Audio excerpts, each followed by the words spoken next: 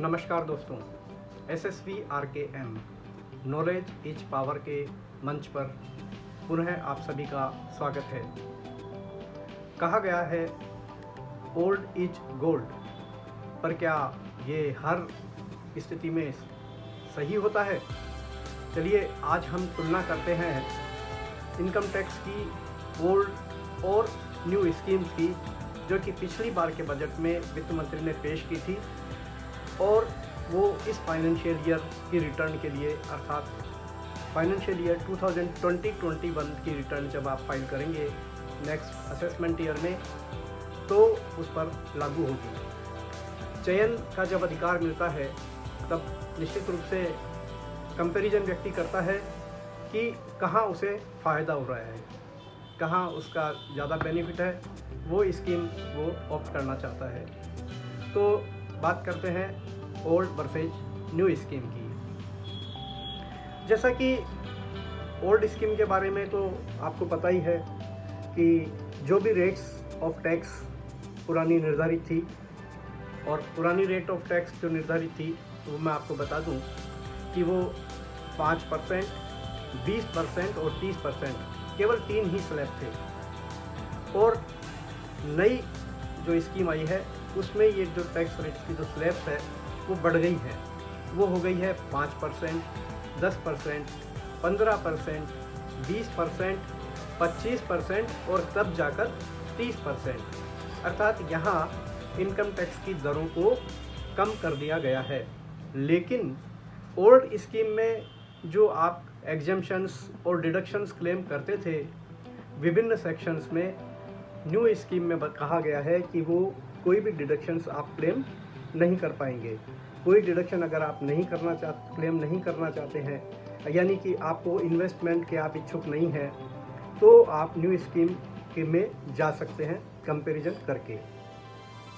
कौन कौन से डिडक्शंस जो हम लोग क्लेम करते थे, मोटे तौर पर हम देखते हैं कि जो सैलरीड एम्प्लॉय होते थे उनको स्टैंडर्ड डिडक्शन मिलता है 50,000 रुपये का, वो न्यू स्कीम में नहीं मिलेगा। उसके बाद इनकम टैक्स, अगर आपने कोई हाउसिंग लोन ले रखा है तो उसके इंटरेस्ट पर, जैसा कि आपको पता है कि 2 लाख रुपए तक की, और फिर 50,000 और एक्स्ट्रा सेक्शन 80EE है, तो वो छूट मिलती थी। वो अभी भी आप क्लेम कर सकते हैं अगर ओल्ड स्कीम में हो तो। लेकिन न्यू स्कीम में, इनकम टैक्स न्यू स्कीम में हाउसिंग लोन पर चुकाए गए ब्याज की कोई छूट मिलने वाली नहीं है। फिर सेक्शन 80C में आते हैं, जहाँ पर कि लाइफ इंश्योरेंस प्रीमियम हो गया, नेशनल सेविंग सर्टिफिकेट्स NSC में इन्वेस्टमेंट हो गया, आपके 5 इयर्स की टैक्स सेविंग FDRs जो बैंक में बनती थी वो हो गई, और उसके अलावा आपका पब्लिक प्रोविडेंट फंड में कंट्रीब्यूशन हो गया। ये छूट भी नई स्कीम में आपको नहीं मिलेगी।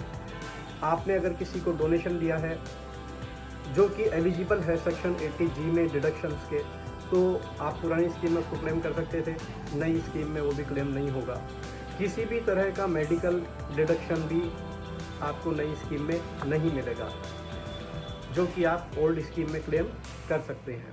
तो अभी आप अपनी इनकम के और आपके इन्वेस्टमेंट्स के कंपेयर करके ये पता लगा सकते हैं कि आपके लिए कौन सी स्कीम बेनिफिशियल है।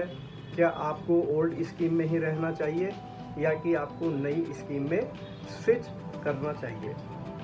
अब एक बात है कि क्या आपने एक बार ओल्ड स्कीम से न्यू स्कीम में स्विच कर गए तो क्या आप वापस ओल्ड स्कीम में जा पाएंगे या नहीं।